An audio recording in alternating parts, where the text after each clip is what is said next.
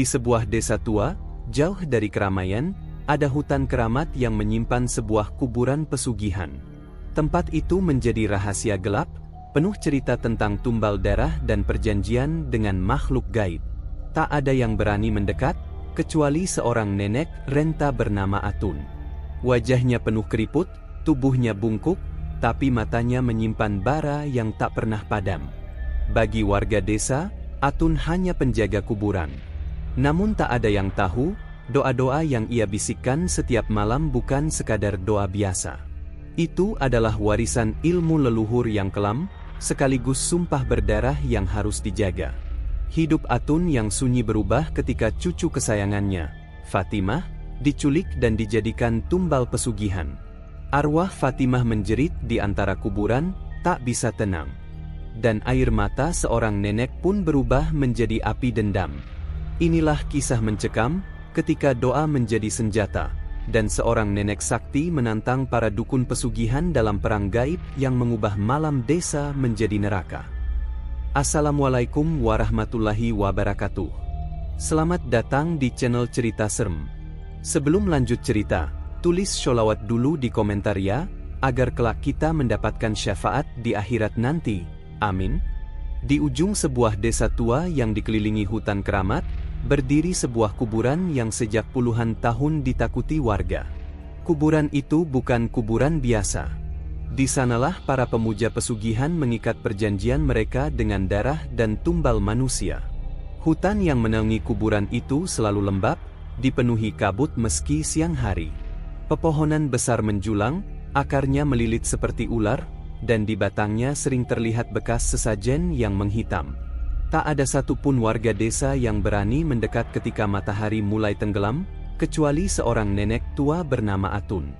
Atun dikenal sebagai perempuan renta dengan tubuh bungkuk, rambut putih kusut, dan wajah penuh keriput. Ia selalu membawa tasbih tua dari kayu, peninggalan leluhur yang tak pernah lepas dari tangannya. Setiap malam, warga melihatnya duduk bersila di depan nisan-nisan berlumut, bibirnya terus berkomat-kamit membaca doa. Bagi orang kampung, Atun hanyalah penjaga kuburan tua, orang miskin yang menyalakan dupa agar arwah di sana tidak mengganggu. Mereka tidak pernah tahu, di balik tubuh ringkih itu tersembunyi ilmu warisan leluhur yang sangat kelam. Ilmu itu bukan sembarang ilmu. Konon, leluhur Atun adalah seorang wali yang menempuh jalan sufi, tapi juga menguasai rahasia gaib untuk menaklukkan makhluk jin dan pesugihan. Sebelum wafat, ia menurunkan warisan itu pada Atun, cucu perempuannya. Namun warisan itu disertai sumpah berdarah, menjaga keseimbangan gaib desa, dan melawan siapapun yang menggunakan pesugihan untuk menumpahkan darah manusia. Sumpah itu membuat hidup Atun tak pernah lepas dari doa, tirakat, dan kesepian. Meski dikenal sakti, Atun tetaplah manusia biasa. Harta tidak dimilikinya, suaminya sudah lama meninggal, anak-anaknya merantau entah kemana. Hanya satu orang yang masih tinggal bersamanya di gubuk tua pinggir hutan, cucu kesayangannya, Fatimah. Fatimah adalah gadis remaja berusia 17 tahun, lugu, rajin mengaji, dan selalu menemani sang nenek. Senyumnya adalah satu-satunya cahaya dalam hidup Atun yang penuh sunyi. "Mbah, kalau aku besar nanti, aku ingin jadi guru ngaji," ucap Fatimah suatu sore sambil menyangi sayur. Atun hanya tersenyum, menatap cucunya dengan mata berkaca-kaca. Dalam hatinya, ia berdoa agar cucu satu-satunya itu jauh dari bala pesugihan yang sudah lama mengintai desa. Namun doa Atun seolah diuji. Suatu malam, Fatimah tidak pulang setelah pergi membeli minyak di warung tetangga. Warga desa hanya menggeleng ketika ditanya. Hingga menjelang subuh, tubuh Atun menggigil, matanya berair. Ia tahu, bukan pencuri, bukan penculikan biasa. Hatinya yang telah ditempa ilmu leluhur berbisik, cucunya dibawa lari para dukun pesugihan. Desa tua itu memang sudah lama dihantui kabar menghilangnya anak-anak gadis. Ada yang hilang tanpa jejak, ada yang ditemukan dalam keadaan tubuh membusuk di tepi sungai, dan ada pula yang hanya meninggalkan baju compang-camping.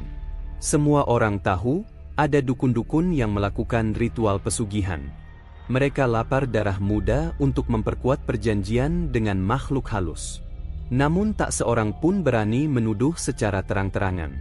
Siapa yang melawan, biasanya akan sakit misterius dan mati perlahan. Malam itu, Atun pergi ke kuburan pesugihan seorang diri. Ia membawa tasbih, sebotol air wudhu, dan kitab kecil berisi doa warisan leluhur. Di tengah gelap gulita, ia duduk bersila di depan nisan yang paling tua. Angin berhembus dingin, bulan diselimuti awan, dan suara burung hantu terdengar parau. Atun mulai membaca doa. Bibirnya bergetar, suara lirihnya terdengar jelas di tengah kesunyian. Setiap ayat yang dibaca membuat udara di sekelilingnya semakin berat. Tiba-tiba, dari balik pepohonan, terdengar suara jeritan.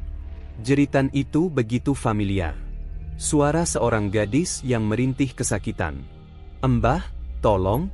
Begitu jelas suara itu terdengar. Tubuh Atun bergetar, air matanya jatuh ke tanah. Itu suara Fatimah. Jeritan itu tidak berasal dari dunia nyata, melainkan dari alam gaib. Cucu kesayangannya telah menjadi tumbal. Dalam dunia gaib, roh Fatimah terikat pada kuburan pesugihan. Ia tidak bisa pergi ke alam barzakh. Tubuhnya mungkin sudah ditanam dalam ritual, darahnya dipersembahkan kepada makhluk halus, namun sukmanya terjebak di antara dunia. Jeritannya menggema di antara nisan, membuat tanah kuburan bergetar. Atun menjerit, "Ya Allah, jangan ambil cucuku dengan cara ini. Jika ini ujian MU, biarkan aku yang menanggungnya." Namun jawabannya hanya suara jeritan arwah. Kabut semakin tebal, dan dari sela nisan keluar asap hitam pekat. Aroma amis darah bercampur kemenyan menusuk hidung. Air mata Atun jatuh deras. Namun kali ini, air matanya bukan lagi air biasa. Dalam pandangan gaibnya, setiap tetes air mata berubah menjadi bara api merah. Api itu menyebar ke tanah, membuat akar-akar pohon berasap.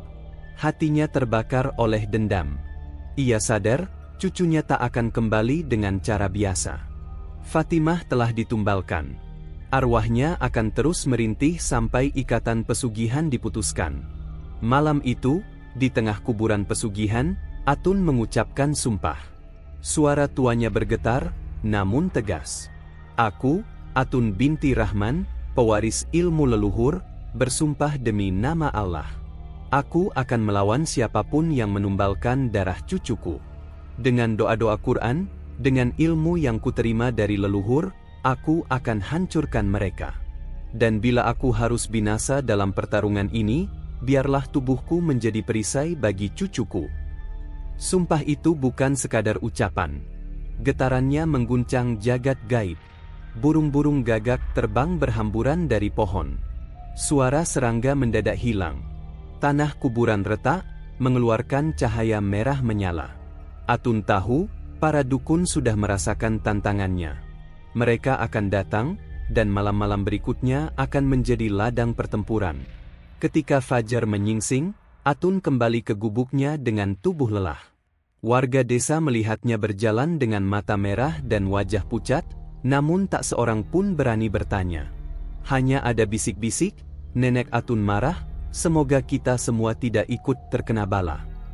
Di dalam gubuk, Atun memandang ruang kosong tempat Fatimah biasa tidur. Di atas tikar masih ada kain sarung yang belum sempat dilipat. Bau tubuh cucunya masih tercium. Atun menutup matanya, menahan sesak di dada. Ia tahu, perjalanannya baru saja dimulai. Pertarungan antara doa dan mantera, iman dan pesugihan, akan segera meledak. Dan ia, seorang nenek renta, harus berdiri sendirian di tengah neraka itu. Malam kedua setelah hilangnya Fatimah, hutan keramat kembali diselimuti kabut. Udara lembab menusuk kulit, dan dari kejauhan terdengar suara anjing melolong bersahutan. Warga desa menutup pintu rapat-rapat, enggan keluar meski hanya untuk mengambil air. Mereka tahu, sejak Fatimah menghilang, suasana desa terasa semakin mencekam. Di gubuk tuanya, Atun duduk bersila dengan wajah muram. Tasbih kayu warisan leluhur ia genggam erat, sementara matanya memandang kosong ke arah tikar yang biasanya ditempati Fatimah tidur. Bayangan cucunya yang tertawa riang terus berkelebat di pelupuk mata. Rindu berubah menjadi luka. Luka berubah menjadi bara. Malam itu, ia memutuskan kembali ke kuburan pesugihan. Dengan langkah pelan, Atun berjalan menembus gelap. Tongkat kayu menahan tubuhnya yang bungkuk, namun setiap hentakan kakinya terasa mantap. Bulan yang separuh tertutup awan menjadi satu-satunya penerang. Semakin dekat ke arah kuburan, udara semakin berat. Aroma kemenyan bercampur amis darah menyengat hidung. Daun-daun pohon bergetar meski angin tak berembus. Ketika sampai di depan nisan tua yang retak, Atun merasakan hawa dingin merayap di punggung. Ia duduk bersila, menutup mata, dan mulai berzikir. Namun baru beberapa kalimat doa ia lantunkan, tiba-tiba terdengar jeritan panjang memecah kesunyian. "Mbah, tolong aku." Suara itu membuat dada Atun sesak. Itu suara Fatimah. Jeritan itu datang bukan dari mulut manusia, melainkan dari dalam tanah, dari balik kuburan. Tanah bergetar halus, batu nisan bergemeretak, dan kabut semakin pekat. Atun membuka matanya, menatap ke sekeliling. Bayangan-bayangan hitam berkelebat di antara pepohonan. Ia tahu, jeritan itu adalah jeritan arwah cucunya yang terikat oleh ritual pesugihan. Fatimah tidak mati secara wajar. Ia ditumbalkan. Darahnya ditumpahkan dalam upacara gelap. Tubuhnya mungkin sudah terkubur entah di mana, namun sukmanya terikat pada perjanjian para dukun dengan makhluk halus. "Mbah, sakit, panas, mereka bakar aku, mereka ikat aku." Suara itu kembali terdengar, kali ini lebih lirih, seperti rintihan anak kecil. Atun menutup wajah dengan kedua tangan. Air matanya jatuh, membasahi tanah kuburan. Tapi lagi-lagi, air matanya bukan sekadar air. Dalam penglihatan gaibnya, setiap tetes berubah menjadi bara merah kecil yang membakar rerumputan. Hatinya tercabik. Ia ingin memeluk Fatimah, menenangkan cucunya. Namun yang ia dengar hanyalah jeritan dan tangisan. Arwah Fatimah belum bisa pergi. Ia masih terperangkap. Tiba-tiba, dari balik kegelapan hutan, terdengar suara tawa serak. Suara yang begitu asing, namun penuh dengan ejekan. "Hahaha, Atun, Atun, cucumu kini milik kami. Ia tumbal bagi perjanjian kami. Jangan harap kau bisa mengambilnya kembali." Atun menoleh. Dari balik kabut, tampak sosok tinggi kurus berpakaian hitam. Matanya merah menyala, kulit wajahnya penuh luka bakar. Itu adalah salah satu dukun pesugihan. Di bahunya melilit seekor ular hitam besar yang menjulurkan lidah bercabang. Sosok itu melangkah mendekat dengan senyum menyeramkan. "Fatimah kami serahkan pada Raja Pesugihan. Darahnya sudah jadi persembahan. Arwahnya akan terus menjerit di antara kuburan sampai kiamat. Kau bisa menangis, kau bisa berdoa, tapi tak akan ada yang bisa kau lakukan, Atun." Atun menggenggam tasbihnya lebih kuat. Matanya yang tua memancarkan amarah bercampur keyakinan. "Allah lebih berhak atas cucuku. Kau pikir aku takut dengan mantera busukmu? Aku hidup dalam doa, bukan dalam perjanjian darah. Dan aku akan menebus jeritan Fatimah dengan zikir yang akan membakar isi perutmu." Ia lalu menundukkan kepala, membaca ayat kursi dengan suara keras. Seketika udara bergetar. Kabut yang tebal terbelah, dan dari tasbihnya keluar cahaya putih yang menyilaukan. Dukun itu mundur beberapa langkah, matanya terpejam menahan cahaya. Ular hitam di bahunya melata jatuh, menggeliat kesakitan sebelum berubah menjadi asap. Namun Atun tahu, pertarungan belum selesai. Tawa serak itu berubah menjadi pekikan marah. Dari dalam hutan, muncul bayangan-bayangan lain, menyerupai manusia, tapi wajah mereka hancur dan tubuhnya berlumur darah. Mereka adalah roh-roh tumbal yang pernah dikorbankan. Kini mereka menjadi pasukan gaib para dukun. Jeritan mereka bercampur dengan jeritan Fatimah, membuat udara di kuburan seperti neraka. Atun menangis, namun tangisnya bercampur dengan doa. Ya Allah, bebaskan cucuku dari jeratan mereka. Jika aku harus menukar nyawaku, ambillah aku saja. Jangan biarkan Fatimah merintih dalam gelap. Jeritan Fatimah terdengar lagi, kali ini lebih jelas, seolah dari belakang tubuh Atun. Mbah, jangan biarkan aku sendirian. Suara itu membuat tubuh Atun bergetar hebat. Ia lalu mengangkat kedua tangannya, membaca doa warisan leluhur yang hanya bisa digunakan dalam keadaan darurat. Doa itu memanggil cahaya dan mengikat roh-roh yang tersesat. Udara mendadak berkilau, tanah bergetar, dan suara-suara gaib terpekik menahan sakit. Dukun pesugihan yang tadi menampakkan diri menjerit, tubuhnya terbakar cahaya putih, lalu lenyap menjadi abu. Namun jeritan Fatimah belum berhenti. Atun sadar, mengalahkan satu dukun bukan berarti mengakhiri perjanjian. Para dukun lain pasti masih ada. Arwah cucunya masih terikat kuat. Ia harus melanjutkan pertarungan ini. Malam itu, dengan tubuh lelah dan hati berkeping-keping, Atun bersujud di depan kuburan. Bibirnya bergetar melantunkan doa. Aku tidak akan berhenti. Selama darah masih mengalir, aku akan melawan mereka. Ya Allah, kuatkan aku. Ketika fajar mulai menyingsing, Atun masih bersujud. Suara jeritan Fatimah perlahan memudar, berganti dengan bisikan lirih. Mbah, jangan tinggalkan aku. Bisikan itu membuat hati Atun semakin teguh. Ia tahu, perjuangannya baru saja dimulai. Di desa, warga mulai mendengar kabar aneh. Orang-orang mengaku mendengar suara tangisan gadis dari arah kuburan. Ada yang melihat cahaya putih membelah kabut. Ada pula yang bermimpi didatangi arwah perempuan muda yang menangis sambil berkata, "Aku Fatimah, aku dijadikan tumbal." Warga semakin takut, namun Atun tidak goyah. Baginya, jeritan arwah Fatimah bukan sekadar tangisan, melainkan panggilan perang. Ia sadar, ia harus membuka tabir gaib sepenuhnya, menghadapi para dukun pesugihan dengan doa sebagai senjata. Dan sejak malam itu, desa tua yang sunyi berubah menjadi medan gaib. Pertarungan antara doa dan mantera, antara iman dan pesugihan, mulai mengguncang setiap sudut hutan keramat. Malam itu, bulan purnama menggantung di langit dengan sinar pucat keperakan, seolah menyoroti setiap sudut desa Karangjati. Angin berdesir melalui hamparan ladang tebu yang mengelilingi desa, menghasilkan suara gesekan yang menyerupai bisikan panjang. Warga desa masih merasakan ketegangan dari peristiwa aneh di balai desa malam sebelumnya, ketika Nenek Sari memperingatkan semua orang bahwa kekuatan pesugihan hitam akan semakin berani menampakkan diri. Raka, pemuda yang ikut membantu Nenek Sari dalam mengamankan warga, memutuskan untuk berjaga bersama beberapa teman karibnya di dekat ladang. Mereka membawa obor, parang, dan bekal seadanya. Namun, rasa gelisah terus menggelayuti hati mereka. Kenapa harus ladang tebu? Batin Raka. Dari dulu, ladang itu dianggap sebagai tempat paling angker di Karangjati.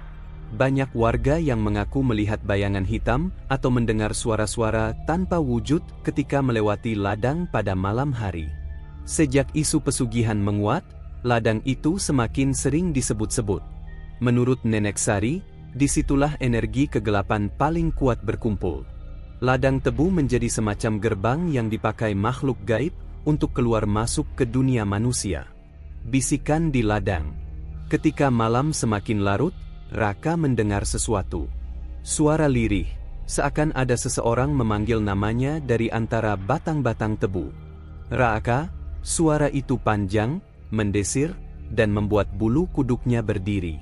Teman-temannya pun mendengar suara serupa. Salah seorang pemuda hampir berlari ketakutan, tapi Raka menahannya. Mereka mencoba menyalakan obor lebih terang. Namun cahaya obor justru terasa seolah tertelan oleh kegelapan.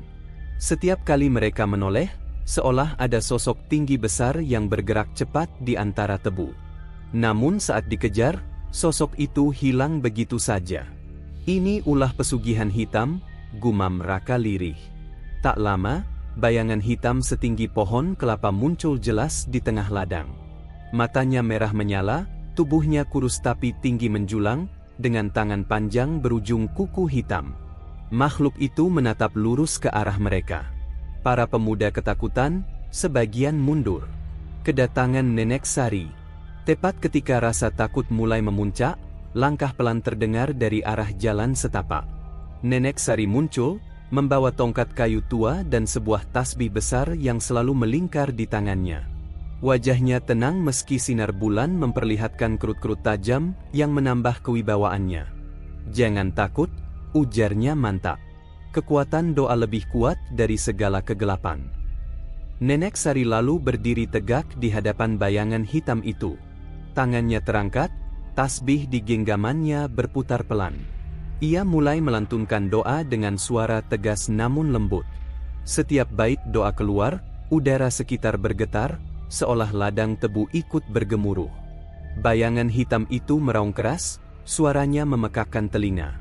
Ia berusaha mendekat, namun setiap langkahnya terhalang cahaya yang seakan keluar dari doa Nenek Sari. Daun-daun tebu berdesir lebih keras, seperti ada ribuan tangan tak kasat mata yang ikut menahan makhluk itu. Pertarungan gaib. Malam itu menjadi saksi pertarungan yang tak terlihat oleh mata biasa. Para pemuda yang berjaga hanya bisa menyaksikan bayangan hitam berusaha menyerang, sementara Nenek Sari berdiri kokoh di tengah ladang. Doa-doanya berubah menjadi tembok tak kasat mata, menahan setiap serangan gaib. Namun, pesugihan hitam bukanlah kekuatan kecil. Bayangan itu melepaskan puluhan makhluk kecil hitam legam, dengan mata melotot dan gigi runcing, menyerupai kelelawar berwujud manusia. Mereka melompat ke arah para pemuda, membuat semua orang panik. Raka segera menghunus parang, mencoba menangkis meski tebasannya sering melayang tanpa mengenai apa-apa. Teman-temannya berteriak, sebagian jatuh tersungkur. Makhluk-makhluk itu bergerak cepat, mencekik, mencakar, dan berusaha merobek tubuh mereka. Melihat kondisi genting itu, Nenek Sari menancapkan tongkatnya ke tanah, lalu membaca doa lebih keras. Dari tongkatnya, cahaya putih kekuningan menyebar cepat seperti gelombang.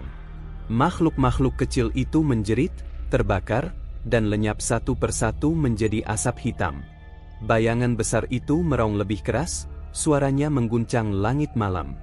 "Kalian tidak akan mampu melawan kekuatan yang sudah berakar di desa ini." Suaranya bergema, membuat dada semua orang terasa sesak. Rahasia ladang tebu. Nenek Sari menatap tajam bayangan itu, lalu berkata lantang, "Aku tahu, ladang ini sudah menjadi tempat tumbal manusia yang kau terima selama bertahun-tahun. Inilah sumber kekuatanmu, dan aku akan hancurkan akar kegelapan itu." Para pemuda terkejut. Mereka baru tahu bahwa ladang tebu yang selama ini dianggap angker, ternyata memang menjadi lokasi pesugihan yang diberi tumbal. Nenek Sari bercerita singkat, bahwa sejak puluhan tahun lalu, ada orang-orang desa yang tega mengorbankan nyawa sesama untuk memperkaya diri. Roh-roh korban itu terikat di ladang ini, menjadi bahan bakar bagi kekuatan pesugihan hitam. Dengan doa dan keberanian, Nenek Sari mulai memutus ikatan itu. Satu demi satu, cahaya kecil muncul di antara batang-batang tebu.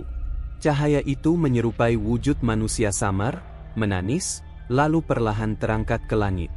Roh-roh yang terjebak akhirnya terbebas. Bayangan hitam itu semakin lemah. Tubuhnya goyah, matanya meredup. Namun ia masih berusaha bangkit. "Ini belum selesai, akan ada malam lain, saat aku kembali lebih kuat," suaranya terdengar penuh dendam.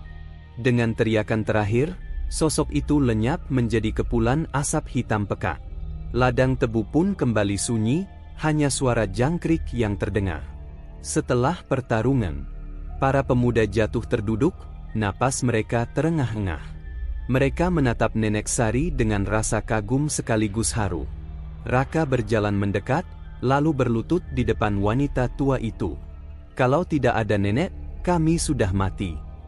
Nenek Sari tersenyum samar, namun matanya menyiratkan kelelahan mendalam. "Kalian harus kuat. Ini baru awal. Kegelapan tidak akan berhenti hanya karena satu pertarungan. Pesugihan hitam masih mengincar desa ini, dan kita harus bersiap menghadapi serangan berikutnya." Malam itu berakhir dengan keheningan yang menegangkan. Warga yang mendengar kabar dari Raka dan teman-temannya semakin percaya bahwa yang mereka hadapi bukan sekadar gangguan biasa. Ini adalah perang antara doa dan pesugihan, antara cahaya dan kegelapan. Malam itu, Desa Karangjati kembali terhimpit suasana mencekam. Angin bertiup kencang dari arah hutan, membawa aroma anyir seperti darah segar. Para warga menutup pintu rumah rapat-rapat, menggantungkan ayat suci di depan pintu, berharap lindungan dari sesuatu yang tak kasat mata. Sarman, lelaki yang sejak lama ditengarai membuat perjanjian dengan pesugihan hitam, kembali melangkah gelisah di rumah besarnya yang suram. Cahaya lampu minyak berkelip-kelip, seakan ketakutan menyaksikan ritual yang tengah dipersiapkan. Di sudut ruangan, seekor ayam hitam diikat, matanya memandang tajam seperti memahami nasibnya. Namun malam itu berbeda. Menurut perjanjian dengan makhluk pesugihan, Sarman seharusnya menyerahkan tumbal manusia, darah segar seorang warga desa. Tetapi, usahanya gagal. Tumbal yang diincar, seorang pemuda desa, sempat jatuh sakit parah, namun berkat doa dan ruqyah yang dipimpin oleh Nenek Saripah, ia selamat. Makhluk gaib pesugihan merasa dikhianati. Kegagalan tumbal itu membuat ikatan semakin rapuh. Tiba-tiba, di tengah malam, terdengar teriakan keras dari rumah Sarman. Warga yang mengintip dari kejauhan melihat sosok bayangan hitam setinggi pohon kelapa berdiri di halaman. Matanya merah membara, lidahnya panjang menjulur hingga hampir menyentuh tanah. Suara menggeram keluar dari mulutnya, seperti suara ratusan binatang lapar yang bergabung menjadi satu. Sarman terduduk di lantai, tubuhnya gemetar hebat. "Tuanku, ampuni aku sudah berusaha, tumbal itu gagal bukan salahku," suaranya bergetar, hampir tak terdengar. Namun sosok itu menggeram lebih keras, menuntut darah. Rumah Sarman bergetar seperti dilanda gempa kecil. Genteng berjatuhan, ayam hitam menggelepar seketika, mati tanpa sempat disembelih. Warga semakin panik. Mereka berlarian menuju surau kecil, tempat Nenek Saripah tengah duduk bersila dengan kitab tua di pangkuannya. Ia sudah merasakan getaran gaib itu sejak sore, tapi kini energi gelapnya semakin jelas. Waktunya sudah dekat. Sarman tak bisa lagi bersembunyi, gumam Nenek Saripah lirih. Para warga memohon, "Nek, tolong kami, kalau pesugihan itu murka, bisa-bisa seluruh desa jadi korban." Nenek Saripah menutup matanya, mengangkat tangannya ke langit. Dengan suara bergetar, ia melantunkan doa-doa panjang, menyalakan dupa dari kayu gaharu, dan meletakkan segenggam garam di 4 penjuru surau sebagai pagar gaib. Namun kekuatan hitam terlalu dekat. Tak lama, pintu surau bergetar keras, seperti dihantam angin topan. Terdengar suara melengking, suara yang tak mungkin berasal dari manusia. Warga meringkuk ketakutan, sebagian menangis, sebagian beristighfar. Nenek Saripah berdiri tegak, tongkat kayu tua di genggamannya. "Jangan takut. Selama kita bersama dalam doa, tak ada makhluk yang bisa meruntuhkan rumah Allah ini," katanya tegas. Di rumah Sarman, makhluk pesugihan semakin beringas. Ia menuntut tumbal manusia malam itu juga. Tubuh Sarman terangkat, terbanting ke dinding, darah mengucur dari mulutnya. Aku akan cari tumbal. Tunggu, jangan ambil nyawaku," teriaknya. Namun makhluk itu tak lagi sabar. Tiba-tiba, ia menoleh ke arah desa. Matanya menyorot tajam ke arah surau kecil, tempat Nenek Saripah dan warga berkumpul. Sarman berteriak histeris, "Jangan ke sana! Jangan sentuh mereka!" Tapi teriakannya tak berarti. Makhluk itu mulai bergerak, langkahnya berat tapi cepat, meninggalkan jejak darah di tanah setiap kali kakinya menapak. Surau mulai dipenuhi hawa panas, bau busuk bangkai menusuk hidung. Anak-anak menutup telinga, suara tangisan mereka makin keras. Dan saat itulah, pintu surau terbuka dengan dentuman keras. Bayangan hitam raksasa masuk, memenuhi ruangan dengan aura kegelapan. Warga berteriak.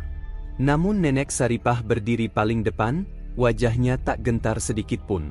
Makhluk terkutuk, kau tidak berhak atas desa ini. Aku perintahkan, dengan nama Allah yang Maha Perkasa, enyahlah dari sini. Doanya meluncur lantang, ayat-ayat suci keluar dari bibirnya seperti aliran air deras.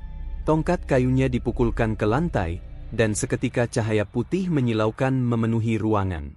Makhluk pesugihan menjerit, suaranya mengguncang atap surau. Wajahnya meleleh, seperti terbakar cahaya itu. Namun ia masih melawan, tangannya menjulur ingin mencengkeram leher Nenek Saripah. Warga menjerit, "Nenek, hati-hati!" Namun Nenek Saripah tak goyah. Matanya terpejam, tangannya terangkat tinggi. Doanya semakin kuat, hingga udara di dalam surau bergetar hebat. Makhluk itu meraung, tubuhnya semakin mengecil, terdesak cahaya doa yang memancar. Darah yang menetes dari tubuhnya menguap, meninggalkan bau besi terbakar. Di kejauhan, Sarman jatuh pingsan. Ikatan gaibnya terguncang hebat, tubuhnya panas seperti dibakar dari dalam. Malam itu, pertempuran pertama benar-benar pecah. Doa melawan pesugihan. Cahaya melawan kegelapan. Warga hanya bisa bersujud, menyaksikan pertarungan gaib yang tak pernah mereka bayangkan sebelumnya.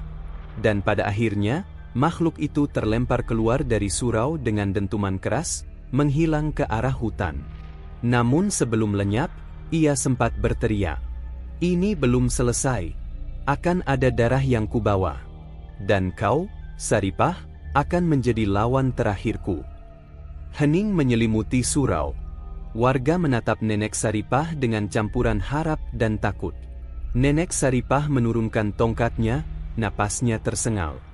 "Pertarungan baru saja dimulai," katanya lirih. "Sarman masih hidup, dan ikatan itu belum terputus. Kita belum aman." Malam itu, desa Karangjati kembali diliputi suasana yang tak biasa. Angin berhembus membawa aroma anyir seperti darah basi, dan suara lolongan anjing bersahut-sahutan dari kejauhan. Para warga, meskipun sudah terbiasa dengan keganjilan sejak pertarungan Nenek Saroh melawan kelompok pesugihan, tetap saja dihantui rasa takut. Mereka tahu, pertarungan itu belum benar-benar selesai. Sejak peristiwa di malam purnama lalu, para pengikut pesugihan yang dipimpin oleh Surya dan dukun hitam bernama Ki Sastro tidak muncul lagi di hadapan warga. Tapi, keanehan justru semakin menjadi. Pohon-pohon pisang yang ditanam warga layu tanpa sebab, sumur-sumur tiba-tiba mengeluarkan bau busuk, bahkan beberapa ayam dan kambing mati dengan luka seperti dicabik hewan buas. Nenek Saroh duduk di serambi rumahnya, menatap kosong ke arah langit malam. Tasbih kayu cendana yang selalu setia di tangannya terus berputar, bibirnya berkomat-kamit melafalkan doa. Namun kali ini, wajahnya tampak lebih letih. Ia tahu, musuh mereka sedang menyiapkan sesuatu yang lebih besar. "Bu, apakah mereka akan menyerang lagi?" tanya Rini, cucunya, yang duduk di samping sambil menahan rasa takut. Nenek Saroh menoleh, menatap cucunya dengan lembut namun serius. "Mereka tidak akan menyerang dengan cara biasa, Nak. Mereka akan menggunakan kutukan. Kutukan yang bisa merusak jiwa dan raga sekaligus. Karena itu, kita harus lebih kuat dalam doa." Benar saja, malam itu, Surya dan para pengikutnya melakukan ritual di sebuah gubuk tua di pinggir hutan. Ki Sastro, dengan jubah hitam panjangnya, menyalakan kemenyan, membaca mantra dengan suara serak yang menggetarkan udara. Di depannya ada sebuah kendi berisi darah ayam hitam, kepala kambing, dan kain kafan yang diambil dari kuburan baru. "Surya," kata Ki Sastro dengan tatapan tajam, "kau ingin Nenek Saroh lenyap, bukan? Kau ingin desa ini tunduk padamu?" Surya mengangguk dengan penuh dendam. "Ya, Ki. Wanita tua itu menghalangi jalan kita. Jika dia masih hidup, pesugihan ini tak akan sempurna. Aku ingin dia merasakan penderitaan, sebelum akhirnya mati dengan cara yang paling mengenaskan." Ki Sastro tersenyum tipis, lalu mengangkat tangannya ke arah kendi. "Maka malam ini, kutukan balik akan kubuat. Apa yang dia kirimkan dengan doa, akan kembali padanya dengan lipatan yang lebih besar. biarkan doa itu menjadi senjatanya sendiri. Ia melantunkan mantra yang panjang, kemudian mengoleskan darah ayam hitam ke sebuah boneka jerami yang dibuat menyerupai Nenek Saroh. Boneka itu lalu dibakar, sementara Surya dan pengikutnya bersorak lirih, seperti memuja kekuatan yang baru mereka bangkitkan. Di saat bersamaan, di rumah Nenek Saroh, tubuh wanita tua itu tiba-tiba gemetar hebat. Tasbih yang dipegangnya terlepas, dan wajahnya pucat pasi. Rini menjerit, memanggil tetangga, dan dalam sekejap rumah itu dipenuhi orang-orang. "Nenek, nenek kenapa?" Rini mengguncang tubuh neneknya yang semakin dingin. Namun, Nenek Saroh masih berusaha membuka mata. Dengan suara bergetar, ia berbisik, "Kutukan, mereka mengirim balik doa, jangan takut, teruskan zikir, jangan berhenti." Malam itu, warga berkerumun, membacakan doa bersama di rumah Nenek Saroh. Suasana mencekam, karena setiap kali ayat suci dilantunkan, terdengar suara aneh dari luar rumah, suara tawa lirih, suara tangisan bayi, bahkan suara langkah kaki berat yang mengelilingi pekarangan. Ki Sastro, yang sedang berada di gubuknya, merasa puas. Biarkan mereka melawan, tapi doa mereka justru akan memakan diri sendiri. Ia yakin kutukannya akan melemahkan kekuatan Nenek Saroh. Namun, sesuatu yang tak ia duga mulai terjadi. Alih-alih melemah, doa yang terus dipanjatkan warga justru menguatkan kembali semangat Nenek Saroh. Tubuhnya memang tampak sakit, tapi hatinya semakin kokoh. Ia bangkit perlahan, mengambil air wudhu, lalu mengumandangkan doa dengan suara lebih lantang dari sebelumnya. Tiba-tiba, api yang membakar boneka jerami di gubuk Ki Sastro padam dengan sendirinya. Kendi berisi darah ayam hitam pecah, dan dari dalamnya keluar ular-ular kecil yang menggigit tangan para pengikut pesugihan. Surya menjerit kesakitan, sementara Ki Sastro terdiam, matanya melebar karena tak percaya. "Ini tidak mungkin. Kutukan ini berbalik padaku," teriaknya. Ya, kutukan yang mereka buat ternyata justru menjadi bumerang. Doa-doa tulus yang dipanjatkan warga dengan penuh keyakinan membalikkan arah energi gelap itu. Kini, Surya dan pengikutnya dihantui mimpi buruk setiap malam, tubuh mereka dipenuhi luka yang tak bisa sembuh meski sudah diobati dengan cara apapun. Sementara itu, Nenek Saroh tetap teguh. Meski tubuhnya mulai renta dan sering sakit, semangatnya tidak padam. Ia menyadari bahwa pertarungan ini bukan sekadar tentang dirinya, melainkan tentang seluruh desa. Jika ia lengah, maka yang menjadi korban adalah orang-orang yang ia cintai. Namun, Ki Sastro tidak menyerah. Meski menderita akibat kutukan balik itu, ia masih menyimpan dendam. Ia bertekad mencari cara lain, yang lebih mengerikan, untuk menghancurkan Nenek Saroh dan desa Karangjati. Dan malam itu, dengan suara serak penuh amarah, ia bersumpah, "Kalau doa bisa membalikkan kutukanku, maka aku akan bangkitkan sesuatu yang tidak bisa dihancurkan oleh doa, sesuatu yang haus darah, yang akan menelan desa ini bulat-bulat." Kata-kata itu seperti pertanda bahwa badai yang lebih besar sedang menunggu. Malam itu desa kembali diguncang keganjilan. Angin bertiup begitu kencang hingga pohon-pohon bambu di belakang rumah warga saling beradu, mengeluarkan suara berderak yang menusuk telinga. Awan pekat menutupi bulan, meninggalkan kegelapan yang membuat setiap sudut desa terasa seperti liang kubur. Di rumah-rumah warga, suara bayi menangis terdengar serempak, seakan ada sesuatu yang mengusik dari balik alam tak kasat mata. Kambing di kandang meraung tanpa sebab, ayam-ayam berkokok padahal belum waktunya, dan suara lolongan anjing tak berhenti dari ujung desa. Semua tanda itu menjadi firasat bahwa gangguan pesugihan Ki Darmo semakin memuncak. Nenek Sarinah duduk di serambi rumah panggungnya dengan wajah serius. Sejak sore ia sudah merasakan ada kekuatan jahat yang mencoba menembus dinding doa yang ia bangun untuk melindungi desa. Kedua tangannya memegang tasbih tua peninggalan gurunya, sementara bibirnya tak berhenti merapalkan ayat-ayat perlindungan. Mereka sudah nekat, bahkan berani melawan langsung, gumam Nenek Sarinah lirih. Warga yang masih terjaga mulai berdatangan ke rumahnya. Mereka tampak panik, beberapa membawa anak-anak kecil yang ketakutan karena diganggu oleh mimpi buruk serupa. Mimpi tentang seorang lelaki berwajah hitam arang dengan mata merah menyala, membawa cangkul berlumuran darah. Sosok itu tak lain adalah bayangan dari Ki Darmo yang semakin dikuasai oleh perjanjian pesugihan hitamnya. Di sisi lain, di dalam gubuk tua yang berada di hutan keramat, Ki Darmo tengah melakukan ritual besar. Ia sudah kehilangan akal sehat, wajahnya makin pucat, dan urat-urat di lehernya menonjol. Api dari lilin-lilin hitam yang mengelilinginya berkobar aneh, menari-nari seolah ada yang meniupnya dari dimensi lain. Di hadapannya, sesajen berupa kepala ayam hitam, bunga bangkai, dan kendi berisi darah kambing terletak di atas tikar anyaman. Ia menancapkan keris pusaka ke tanah sambil membaca mantra. Berikan aku kuasa penuh, biar doa perempuan tua itu hangus terbakar. Biarkan seluruh desa ini tunduk kepadaku, seru Ki Darmo dengan suara parau. Tiba-tiba, suara tawa menyeramkan terdengar menggema dari dalam gubuk. Itu suara makhluk gaib penjaga pesugihan yang telah ia panggil.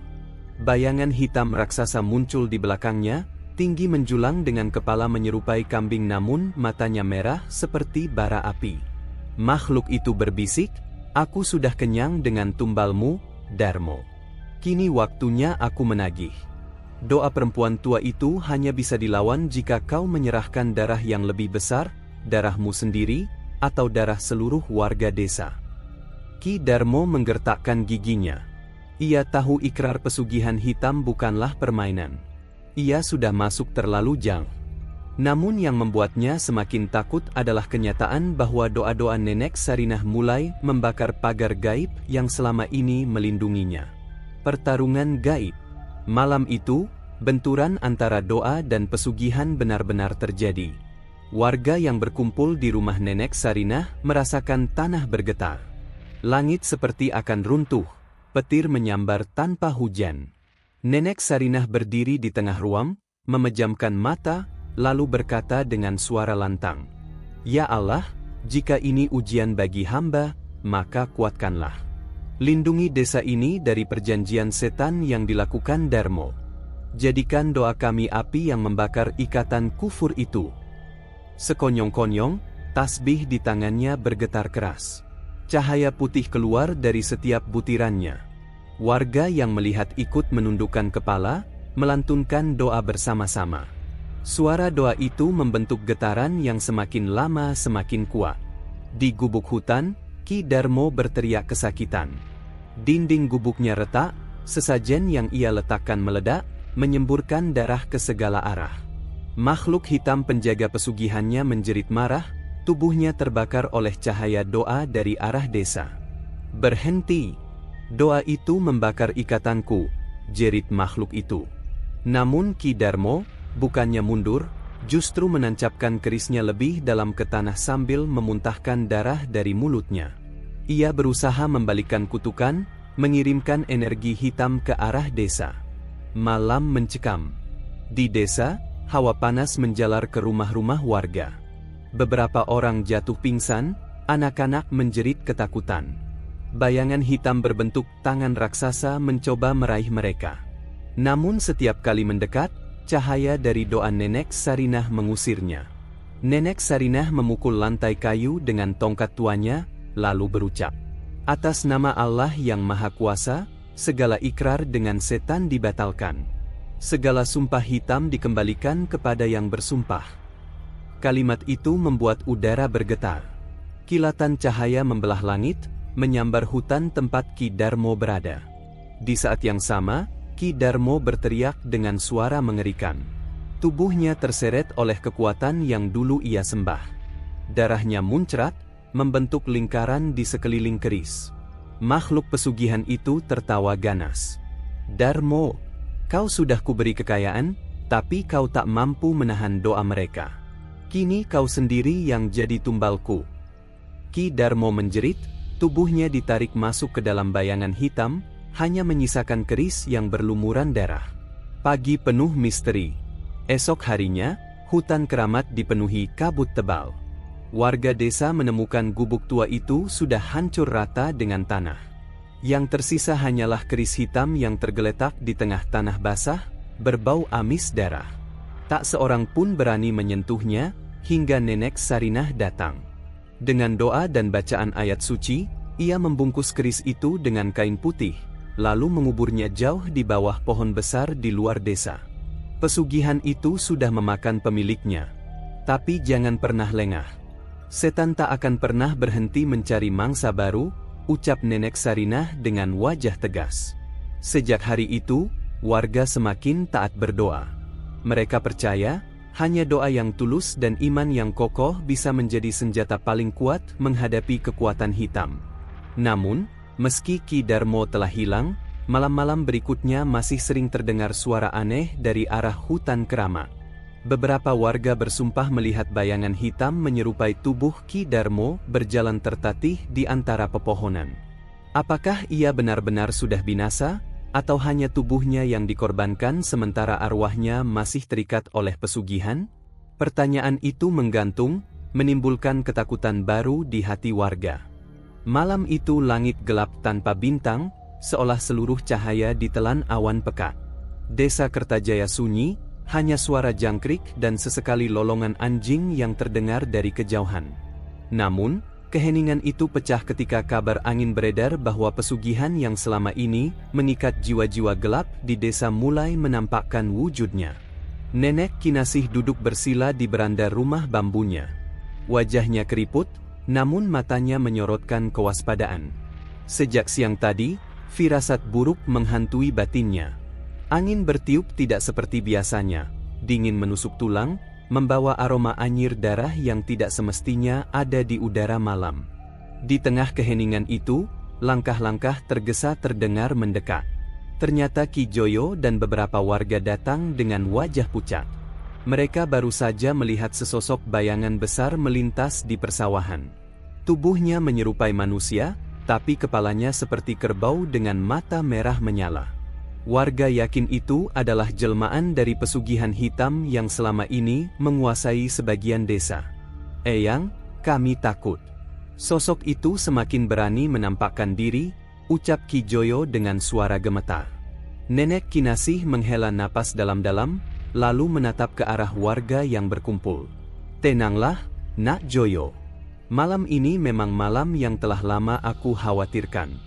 Ikatan pesugihan itu mulai haus darah. Jika tidak segera dihentikan, korban-korban baru akan terus berjatuhan. Suasana mendadak mencekam. Anak-anak bersembunyi di balik punggung orang tua mereka.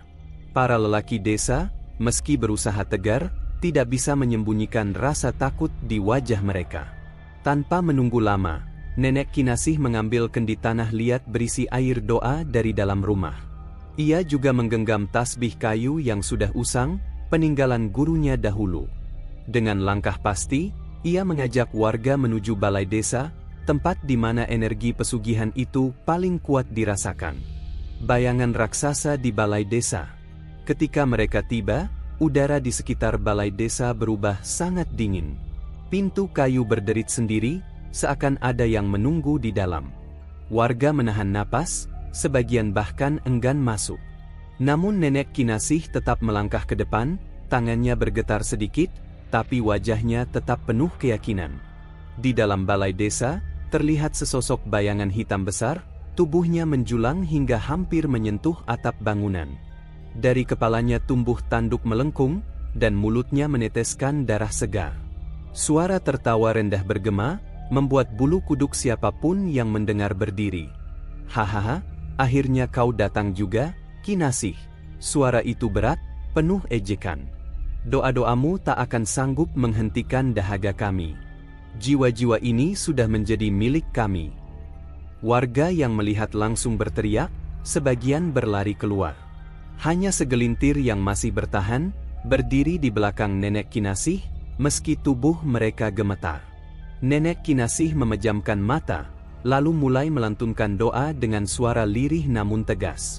Tasbih di tangannya bergerak cepat, sementara kendi berisi air doa ia letakkan di lantai. Tiba-tiba cahaya lembut keluar dari kendi itu, membuat bayangan hitam itu menggeram marah. "Berhenti! Jangan ganggu kami!" teriak makhluk itu, tubuhnya mulai berasap. Namun doa terus dilantunkan. Semakin lama, suara doa Nenek Kinasih semakin keras, menyaingi teriakan makhluk pesugihan itu. Pertarungan energi. Tiba-tiba angin kencang berembus, pintu balai desa terbanting keras, genteng bergetar. Makhluk pesugihan itu merentangkan tangannya, mengeluarkan kilatan api hitam yang melesat ke arah Nenek Kinasih. Warga berteriak panik, namun sebelum api itu mengenai tubuhnya, Nenek Kinasih menengadahkan kendi berisi air doa, dan cahaya terang meledak, menahan serangan itu. Pertarungan antara cahaya doa dan api hitam berlangsung sengit. Lantai kayu berderit, beberapa tiang penyangga hampir roboh. Nenek Kinasih terus membaca doa tanpa henti, meski napasnya mulai tersengal. Wajahnya pucat, keringat bercucuran, namun matanya tetap memancarkan keyakinan. Makhluk itu semakin marah.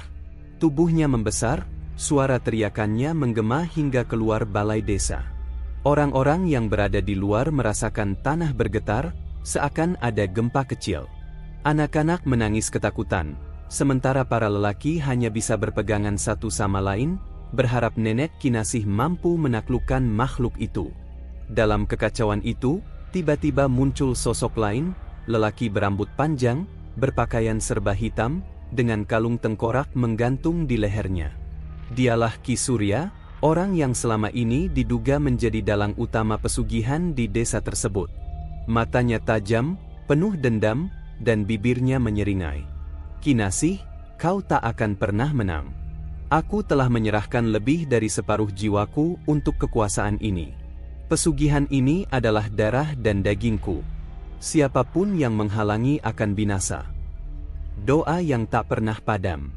Nenek Kinasih menoleh sebentar, lalu menatap Ki Surya dengan tatapan penuh iba. "Surya, kau buta oleh keserakahanmu. Apa kau rela anak cucumu dikutuk menanggung dosa dari pesugihan ini?" Namun Ki Surya hanya tertawa, lalu mengangkat kedua tangannya, membentuk simbol aneh.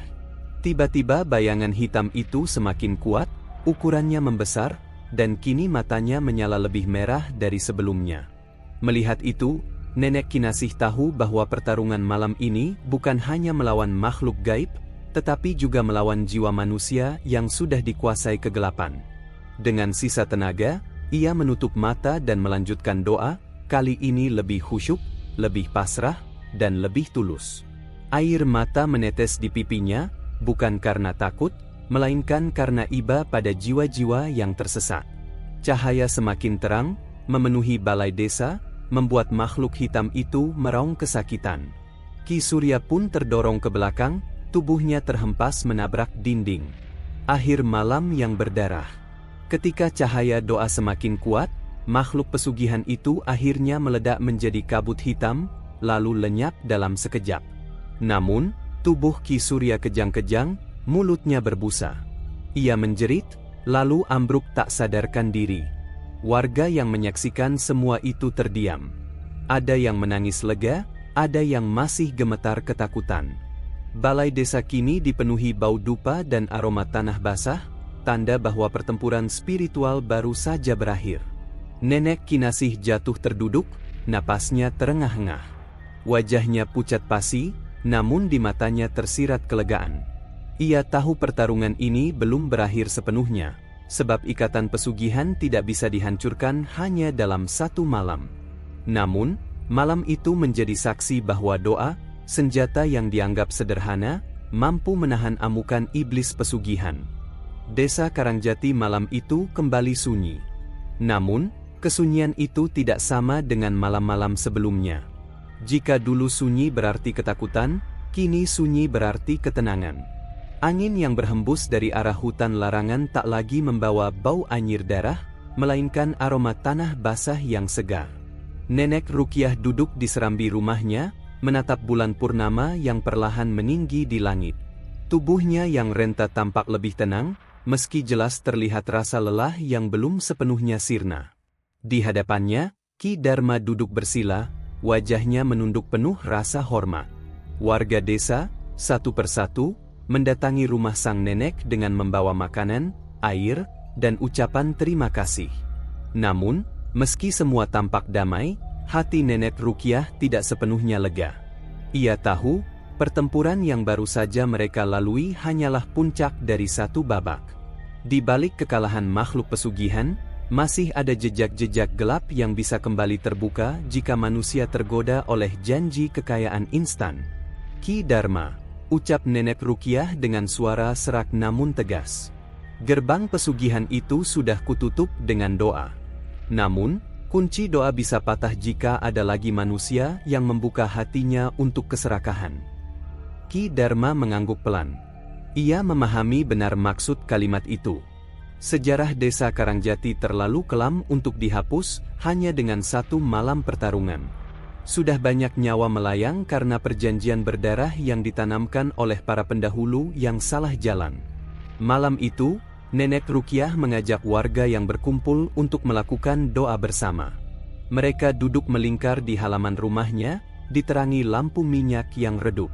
Doa dipanjatkan dengan suara bergetar, bercampur antara rasa takut, syukur, dan harapan. Namun, ketika doa memasuki ayat-ayat terakhir, tiba-tiba angin kencang bertiup dari arah hutan larangan. Api lampu minyak berkelip-kelip, hampir padam. Warga saling berpandangan, rasa panik kembali merayap. Tenang, bisik Nenek Ruqyah sambil menggenggam tasbihnya erat. Itu hanya sisa-sisa perlawanan. Dan benar saja, dari arah kegelapan hutan, terdengar jeritan melengking. Suara itu bukan suara manusia, melainkan makhluk gaib yang berteriak karena terikat doa yang dipanjatkan bersama. Ki Dharma bergegas berdiri, matanya menatap gelap pekat. Apa mereka akan kembali menyerang, Nek? Tanyanya. Nenek Ruqyah menggeleng. Tidak. Mereka hanya meraung karena ikatan mereka semakin melemah. Malam ini, kita bukan lagi yang dikejar, melainkan yang menutup jalan mereka. Warga yang semula gemetar, perlahan menunduk kembali, mengikuti lantunan doa yang tak pernah putus dari bibir nenek tua itu. Pagi harinya, langit Karangjati tampak lebih cerah dari biasanya. Hutan larangan yang dulu dipenuhi aura kelam, kini terlihat seperti hutan biasa. Burung-burung kembali berkicau, dan kabut tebal yang biasanya menggantung di antara pepohonan, menghilang begitu saja. Namun, di balik kedamaian itu, tersisa satu tugas terakhir. Rumah tua peninggalan pesugihan, yang berdiri di tepi hutan, masih menjadi sarang energi negatif. Ki Dharma bersama beberapa pemuda desa mendampingi Nenek Ruqyah menuju ke sana. Saat pintu rumah itu didorong, hawa dingin langsung menyergap. Di dalamnya, masih ada altar pesugihan dengan sesajen yang sudah membusuk. Bau busuk darah dan kemenyan bercampur menjadi satu. Nenek Ruqyah berdiri di hadapan altar itu, menatap dengan mata yang berkaca-kaca. Inilah akar dari semua kutukan yang menimpa desa kita, gumamnya. Dengan suara lantang, ia membaca doa penutup. Doa yang konon diwariskan turun-temurun dari para leluhur yang masih setia kepada jalan yang benar. Ki Dharma menaburkan garam dan air doa ke setiap sudut ruangan. Pemuda desa, meski ketakutan, tetap bertahan, karena mereka tahu ini adalah langkah terakhir. Lalu, sesuatu yang ganjil terjadi. Dari altar itu muncul asap hitam pekat, membentuk wajah-wajah seram yang berteriak meminta darah. Warga yang melihatnya hampir lari terbirit-birit, namun Nenek Ruqyah menghentikan mereka. "Jangan takut," serunya. "Mereka tidak lagi berkuasa. Doa ini yang mengunci mereka selamanya." Dengan suara semakin keras, doa penutup dilantunkan. Asap hitam itu meliuk-liuk, menjerit, dan akhirnya tersedot ke dalam tanah di bawah altar. Rumah tua itu bergetar, atapnya runtuh, dindingnya pecah. Dalam hitungan menit, rumah pesugihan itu rata dengan tanah. Semua warga terdiam, hanya suara napas tersengal dan detak jantung yang terdengar. Ki Dharma memandang reruntuhan itu, lalu menoleh ke arah Nenek Ruqyah. "Apakah sudah selesai, Nek?" Nenek Ruqyah menutup matanya sejenak, lalu menghela napas panjang. "Sudah." Gerbang gelap itu kini terkunci. Tapi ingatlah, anak-anakku, kunci doa hanya bertahan selama hati manusia kuat menahan godaan. Jika suatu saat ada yang kembali tergoda, kunci ini bisa pecah. Warga mengangguk serempak, menyadari pesan itu adalah peringatan sekaligus amanah. Hari-hari berikutnya, desa Karangjati mulai hidup kembali. Sawah-sawah hijau terhampar, anak-anak berlarian tanpa rasa takut, dan malam-malam kembali dipenuhi tawa ringan. Namun, tak seorang pun lupa bahwa di balik ketenangan itu, ada perjuangan berat seorang nenek renta yang berani melawan pesugihan hitam. Nenek Rukiah kini lebih banyak berdiam di rumahnya, ditemani doa dan tasbihnya. Ki Dharma sering datang, bukan hanya untuk menjaga, tetapi juga untuk belajar. Ia tahu, suatu hari nanti, tugas menjaga desa akan berpindah kepadanya. Di setiap malam Jumat, warga berkumpul untuk berdoa bersama. Bukan hanya untuk memohon perlindungan, tapi juga sebagai pengingat bahwa keserakahan bisa membuka kembali luka lama. Dan di setiap doa yang dipanjatkan, nama Nenek Rukiah selalu disebut. Karena bagi mereka, nenek tua itu bukan sekadar orang pintar, melainkan perisai yang menyelamatkan desa dari kegelapan. Namun, di sudut lain, jauh dari Karangjati, ada mata yang memperhatikan. Seorang dukun muda yang mendengar kabar kekalahan pesugihan di desa itu mulai tertarik untuk mencari tahu. Baginya, kekuatan yang mampu mengunci pesugihan adalah sesuatu yang berharga. Nenek Rukiah mungkin telah menutup gerbang gelap di Karangjati, tapi dunia luar masih menyimpan banyak gerbang lain. Dan selama manusia masih bisa tergoda oleh kekayaan, pertempuran doa melawan kegelapan tak akan pernah benar-benar berakhir.